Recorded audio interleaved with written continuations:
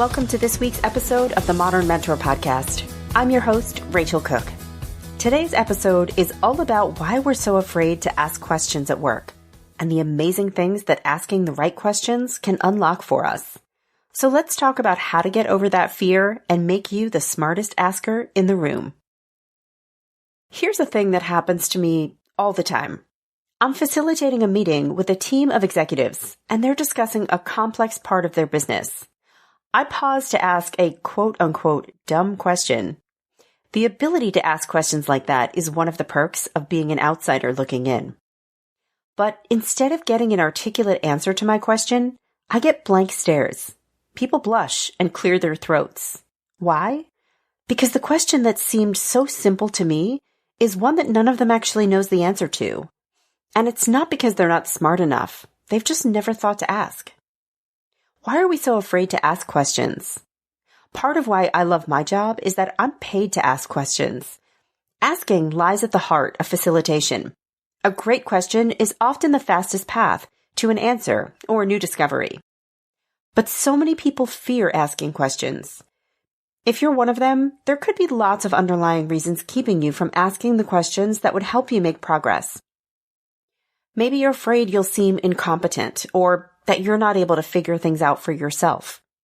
Maybe you're worried you'll slow the work down or that you're making an unreasonable demand on someone else's time or energy. My goal today is to convince you that asking questions and asking them well is often the smartest move you can make.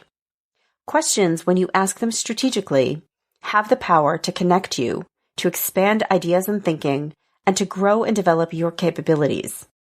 Let's talk about what a great question can do for you and how you might benefit from the asking.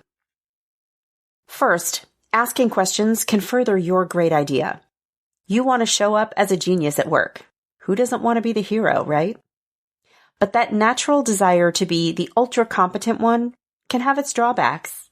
It may mean that when there's a problem to be solved or a challenge to be met, you want to be the one with the answers, not the questions. But sometimes asking the right question is just the thing to sharpen and shape your idea. The key is to strike a balance between showing a point of view and having a sense of curiosity. Let's say you've noticed that sales on a particular product line are down. You've got some ideas on how to tweak that product to help make it shine again. But before you unleash your own brilliance on the world, pause to consider that maybe a small tweak from a colleague could make your idea even better. Start a conversation with a coworker or your boss. You might begin with, "Hey, I'd love to experiment with adding X feature to Y product. How do you think customers would respond? And what suggestions do you have?" This approach showcases your idea, but also invites people to weigh in. You're not just asking for approval. Instead, you're genuinely seeking input, and their ideas may just put the finishing touches on yours. Next, asking questions can trigger a connection.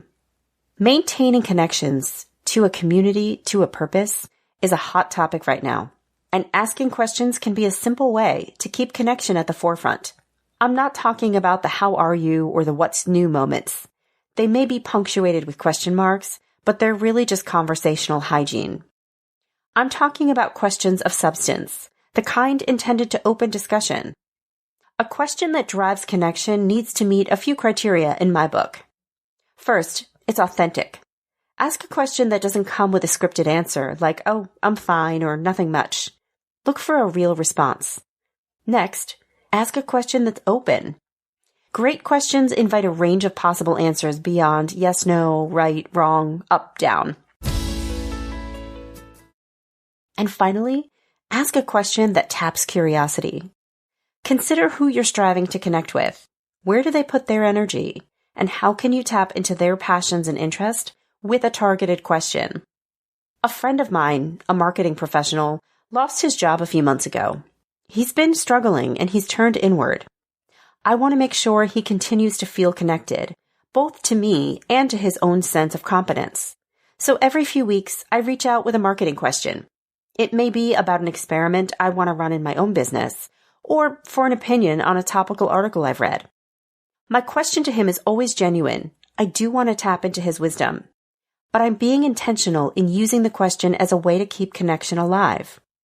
It always sparks a conversation, and I know it's helping him hang tight in this challenging season. Next, asking questions can provide a new direction.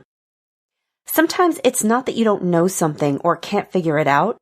It's just that you've been spinning on it for a while and you need to find a way to break that spin cycle. Recently, I was designing a program for a leadership team, striving to work more collaboratively with each other. The program would have two components. The first was education about what strategic collaboration looks like and some general practices for doing it well. The other was a facilitated discussion to help the team identify where things were breaking down and propose strategies and solutions to move them forward. This is my jam, my bread and butter. Also, I should stop writing just before lunch. But in designing the program, I got stuck at one point. I couldn't figure out how to transition between the two pieces, and I was banging my head against a wall. I finally decided to phone a friend, another experienced facilitator. I asked how she would approach the program challenges, and in that moment, if I'm honest, I felt a little bit of shame. Why couldn't I just figure this one out? But it turns out talking it through with her helped me have a breakthrough. She didn't give me the answer, but she pushed my thinking in a direction I hadn't even considered. I had to get over this idea that my expertise wasn't enough. Asking for a push doesn't mean you've failed to deliver. It means you're wise enough to see the potential of adding wisdom on top of your own.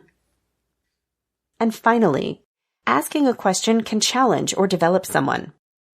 There's this thing I do sometimes when I'm running a meeting. I'll pose a question to someone specific, not because I don't know the answer, but because I see an opportunity to shine the spotlight on someone else. Maybe the team has gotten stuck somewhere. They ask me what they should do. And while I'm always happy to offer a point of view, if I know someone else on that team can respond in a way that demonstrates their expertise or creativity, I'll ask them the question. Allowing someone else to showcase their thinking, their courage, or just their willingness to think out loud can be an incredible gift. It helps them to grow.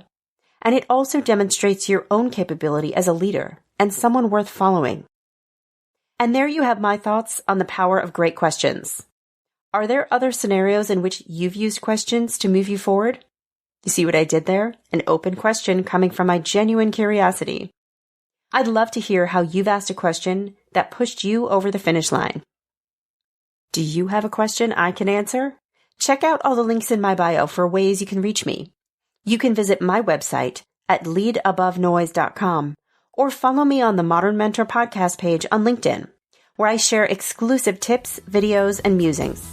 Join me next week for an episode about what you can learn from the most frustrating situations. Until then, thanks so much for listening and have a successful week.